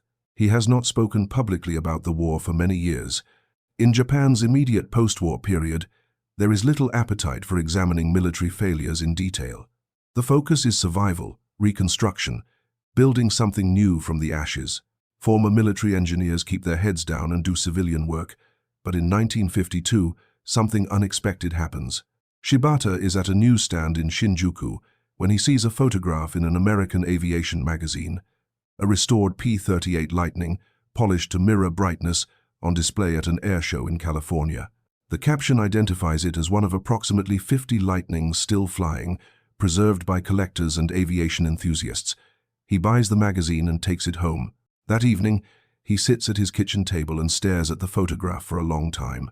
The twin booms, the tricycle landing gear, the distinctive profile that he last saw being disassembled for scrap at Rabaul in April of 1943. He thinks about Lieutenant Hoyt Vandenberg, who died in the jungle so this machine could fall intact into Japanese hands. He thinks about the test flights, the measurements, the report he wrote that nobody wanted to believe. He thinks about the thousands of Japanese pilots who encountered P-38 seconds in combat and learned, often fatally, the same lessons he documented in his engineering analysis. And he thinks about the fundamental asymmetry that defined the Pacific War. Japan fighting with excellence and determination within severe constraints. America fighting with adequate skill and overwhelming resources. Neither side was wrong in their approach, both sides logical within their contexts, but only one side capable of sustaining industrial warfare across an ocean. The photograph troubles him in ways he cannot quite articulate. It represents something about the war that remains difficult to process even 7 years later. Not a defeat that is obvious, accepted, unchangeable, but the specific nature of the defeat, the way that engineering skill and pilot courage proved insufficient against sheer industrial capacity. He files the magazine away and returns to his work, designing automotive components. The past is the past. Japan is building a different future. But the questions linger. In 1973, 30 years after his evaluation of the captured P-38, Shibata is 61 years old and approaching retirement from Fuji Heavy Industries. The company has grown substantially, evolving into Subaru Corporation, producing automobiles and aircraft components. Japan's post-war economic miracle has transformed the country from occupied ruin to industrial powerhouse. The scarcity that defined the wartime period is long past. A researcher from NHK Japan's Public Broadcasting Corporation contacts him about a documentary series on the Pacific War. They are interviewing veterans and engineers, collecting oral histories before that generation passes. Would he be willing to discuss his wartime work? Shibata agrees, though with reluctance. He has spent 3 decades not discussing the war in detail. But he is old enough now that the past feels less personal, more historical, and perhaps there is value in documenting what actually happened as opposed to the myths that have accumulated. The interview is conducted in his home in Nerima Ward, Tokyo. The researcher is young, perhaps 30 years old, with no direct memory of the war. She asks about his education, his work at Nakajima, the specific aircraft programs he contributed to. Then she asks about Rabaul and the P-38. Shibata had not expected this. The report he wrote was filed in military archives, classified, presumably lost or destroyed in the war's final chaos. But the researcher has found a copy declassified by the Japanese government in 1968, part of a broader release of wartime documents. She has read it. She has questions. "You wrote," she says, consulting her notes, "that Japan was fighting an enemy with better factories, not better engineers. 30 years later, do you still believe this?" Shibata considers the question carefully. "I believe it was true in 1943. Whether it remains true today is a different question. Japan has rebuilt its industrial capacity. We manufacture automobiles, electronics, and precision machinery. We do so efficiently and with high quality. But this was possible because we learned from defeat. We studied American manufacturing methods. We adopted their emphasis on quality control, standardization, and continuous improvement." He pauses, then continues. "The P-38 taught me that engineering exists within context. The best design is meaningless if you cannot produce it. The cleverest optimization is irrelevant if your opponent can overwhelm it with quantity. These seem like obvious truths now, but in 1943, they contradicted our doctrine. We believed that spiritual superiority and technical excellence could overcome material disadvantages. The P-38 proved otherwise. Do you think the war was unwinnable?" the researcher asks. "That is a political question, not an engineering question," Shibata says carefully.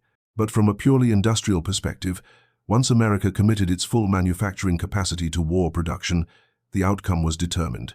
This was clear by late 1943, perhaps earlier. The P-38 was merely evidence of a broader reality." The interview is included in the documentary series, which airs in 1974.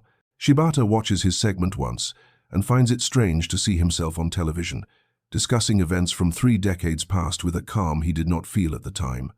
But the broadcast generates unexpected interest. He receives letters from former pilots, engineers, veterans who remember the P-38 and share his assessment of what it represented. One letter comes from Amaisiv Kosius, former Zero pilot who flew against Lightnings over the Solomons in 1943. He writes, "We were told to close distance quickly and engage in turning combat, where our maneuverability was superior. But the American pilots would not cooperate. They attacked from above, at high speed, and if we turned to the counter, they simply dove away. We could not catch them. We could not force them to fight on our terms. This was frustrating beyond measure. Your report explained why. I wish our commanders had read it." Another letter comes from a Nakajima engineer who worked on the Homare engine program. He writes, "We spent years trying to achieve the reliability that American engines had as standard. We never succeeded. Your analysis was correct. We were optimizing within constraints so severe that no amount of engineering skill could overcome them." Shibata responds to some of the letters. Not all. He is reluctant to become known as a commentator on the war. He is an engineer, not a historian.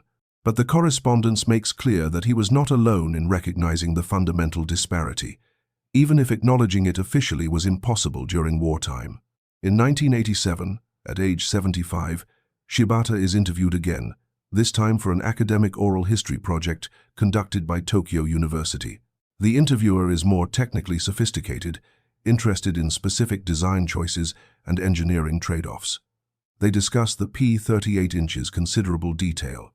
"You flew in it," the interviewer says incorrectly. "No," Shibata corrects. "Commander Minobi flew it. I examined the structure and observed the test flight, but I did not pilot the aircraft myself. What was your impression watching it fly?" Shibata thinks back 44 years.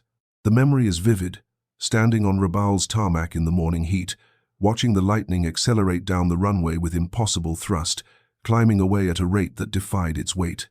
"I understood," he says, slowly, "that we were fighting a war we had already lost.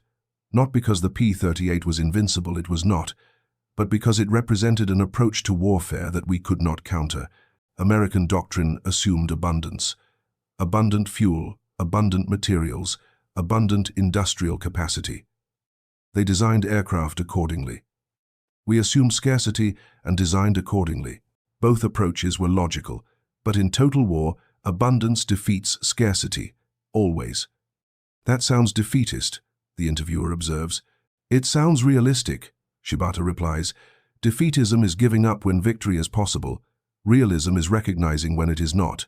In March of 1943, at Rabaul, flying a captured P-38, victory was no longer possible. But no one in authority was prepared to accept this reality. So the war continued for another 2.5 years, at tremendous cost. He falls silent for a moment, then adds, I sometimes wonder what would have happened if my report had been taken seriously. If the strategic implications had been acknowledged, would it have changed anything? Probably not. The momentum of war is difficult to reverse. But perhaps some lives could have been saved.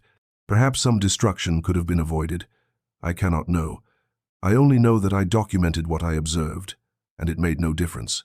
The interview concludes. Shibata died 4 years later, in 1991, at age 79. His obituary in the Asahi Shimbun identifies him as a former Nakajima engineer who contributed to several important aircraft designs during the Pacific War. There is no mention of the P-38 evaluation, no reference to the report that accurately predicted the trajectory of the air war 18 months before it became obvious to everyone. The report itself remains in Japanese National Archives, declassified but largely forgotten. Researchers occasionally reference it when studying Japanese assessments of American aircraft. Aviation historians note it as an example of accurate technical analysis that failed to influence policy. But it is a footnote, a minor document in the vast bibliography of the Pacific War. Yet the truths it contains remain relevant, extending far beyond one aircraft or one war.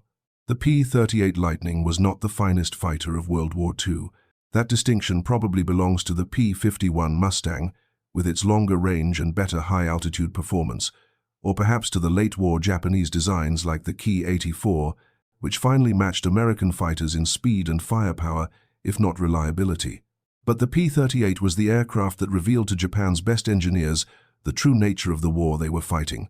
It was the physical manifestation of American industrial philosophy. Heavy, complex, powerful, redundant, built with margins of excess that Japanese industry could not afford. It was a machine that assumed abundance, designed by engineers who had never been told to optimize for scarcity. And it worked. Not perfectly, the P-38 had its flaws, its limitations, its vulnerabilities. But it worked well enough, in sufficient quantities, operated by adequately trained pilots, to accomplish its mission. It did not need to be elegant or efficient, it only needed to be effective and producible.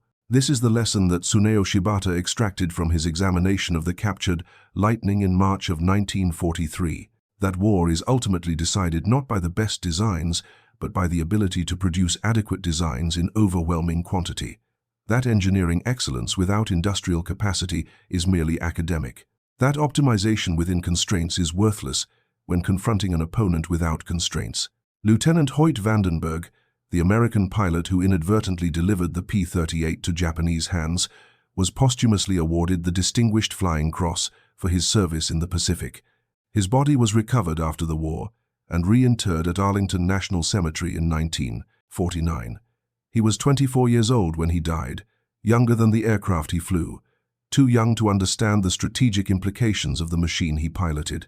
The P-38 Lightning he crashed in the New Guinea jungle tail. Number 4, 2-13685, was one of approximately 10,000 Lightnings produced during the war. Lockheed's Burbank factory built them at peak rates exceeding 500 per month. They served in every theater, shot down more Japanese aircraft than any other American fighter in the Pacific, and earned a reputation as reliable, fast, and deadly. Approximately 50 P-38 seconds remain flying today, preserved by museums and private collectors. They appear at air shows, polished and restored, demonstrating for modern audiences what 70-year-old technology was capable of achieving. The sound of twin Allison V-17 10 engines at full throttle remains distinctive, unmistakable, impressive. But the true significance of the P-38 lies not in its performance specifications or combat record. It lies in what the aircraft represented: American industrial capacity made tangible, the ability to design complex machines and produce them by the thousands, the resources to build heavy, powerful, redundant systems without worrying about aluminum shortages or fuel constraints, the confidence that comes from abundance. Japan's engineers understood this after examining the captured Lightning. They documented it in detailed reports that accurately predicted the outcome of the air war, but understanding did not translate to capability. Knowing that American factories outmatched Japanese industry did not provide Japan with more factories. Recognizing the strategic implications of resource disparity did not alter the fundamental imbalance. And so the war continued along the trajectory that Tsuneo Shibata calculated on page 47 of his report in March of 1943. American aircraft production increased from 48,000 in 1942 to 86,000 in 1943 to 96,000 in 1944. Japanese production peaked at 28,000 in 1944 and collapsed in 1945 as raw materials and fuel disappeared. By the war's end, American pilots were flying P-51 Mustangs, capable of 440 miles per hour at 30,000 feet, escorting B-29 superfortresses that could carry 10 tons of bombs across 1,500 miles. Japanese pilots were flying Ki-43s and obsolete Zeros, often with minimal fuel, sometimes on suicide missions because conventional attacks had become impossible. The technological gap had widened from substantial to insurmountable, and it had been predictable from the beginning, visible to anyone willing to see it, documented by engineers like Shibata, who understood that wars are won not by courage or tactics, but by the ability to produce, supply, and sustain military forces across time and distance. This is what the captured P-38 Lightning taught Japan in 1943, that they were fighting an industrial war with insufficient industry. That American material abundance would eventually overwhelm Japanese skill and determination, that the outcome was not in doubt, only the duration and cost. It was a lesson that came too late to change anything, but it was accurate, and accuracy in the end is all that engineering can provide. Thank you for reading. For more detailed historical breakdowns, check out the other videos on your screen now and don't forget to subscribe.